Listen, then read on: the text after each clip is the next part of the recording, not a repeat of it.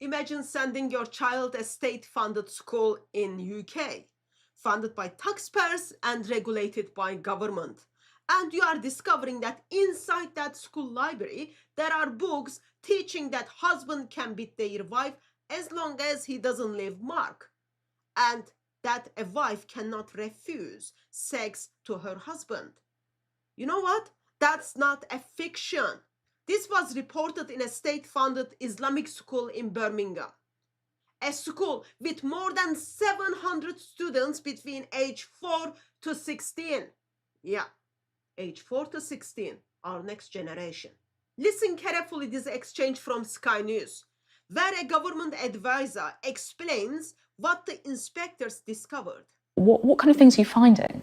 Well, we found clear in a school in Birmingham, we found very, very rigid segregation that meant that boys were always put ahead of girls for everything. Children literally didn't see each other. We found books in the library that were saying men can beat their wives provided they don't leave their mark, and that women aren't entitled to refuse sex to their husbands. And this is the Al Hijra Islamic school in Birmingham that you're referring to? Yes, but this is a community school.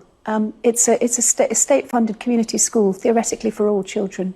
So it's a real problem because you talk about this and people cover it briefly and then it's as though it had never happened. People are very, very reluctant to talk about the very difficult issues that some of these cases. Think about what was said. Books in the school library reportedly teaching that husband may beat his wife if he leaves no visible mark. A woman is not entitled to refuse sex to her husband. And remember, this is not some underground circle. This is not some private groups or even private religion circle. This is a state-funded school.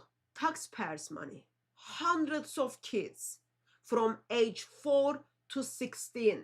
Now, of course, as we are listening this, an important question rises, right? Were those books part of the school curriculum, or they were simply sitting in the library?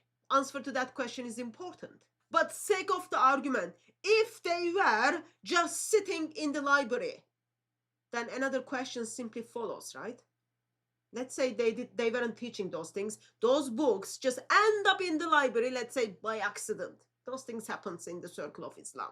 Where does these teachings come from? Ideas like this doesn't appear in out of pink or out of blue, or let's say out of nowhere.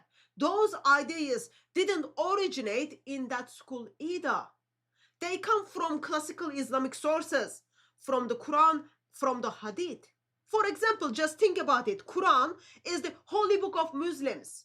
Allah's last revelation, his orders. In his last revelation, in his last orders, this is not encouragement, okay? This is not encouragement. This is not a reminder, but this is an order from Quran, Surah 4, verse 34.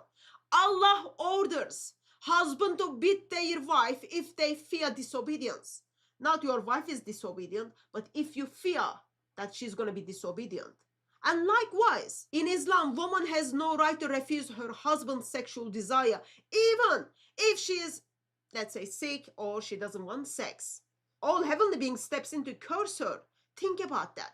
Those of you who has got little bit brain, you simply say, yeah, that is rape within marriage. So none of this is new. Those are the teachings from Islam that written down so that Muslims follow it, as well as sadly they have to obey it. When people say they were shocked to find those teachings in Islamic school library, another question like literally comes up. If a school is built around the teaching of the religions of Islam, should anyone be surprised when the classical Islam is being taught, when the materials of the classical Islam end up in the bookshelves? It's on the news. Why? Because this was not just a private religion institution.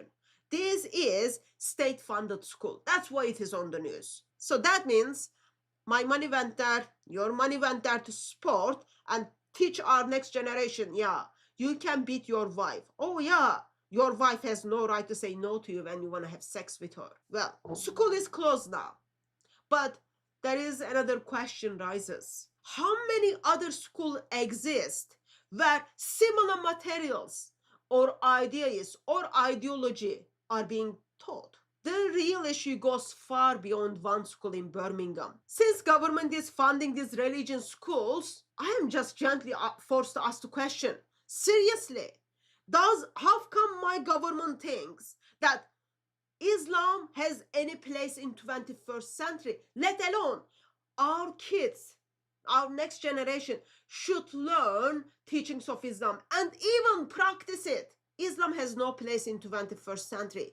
Our kids should stay away from teachings of Islam. You know what? One thing is certain right now. The ideas that shape the future are often learned in classrooms. That means our kids from age 4 to 16 are learning, yeah, as a man I can beat my wife. Yeah, I can have sex with my wife however whenever I want. She has no right to say no to me. These are the things our next generation is learning in classrooms, which is why debates like this are not only about one school. They're about what the next generation is being taught and what kind of society that will produce. And so far, if we think, yeah, if government is funding these Islamic schools and certain teachings of Islam is being taught in those schools, our next generation is simply messed up. The kind of society that our kids are gonna live is gonna messed up as well.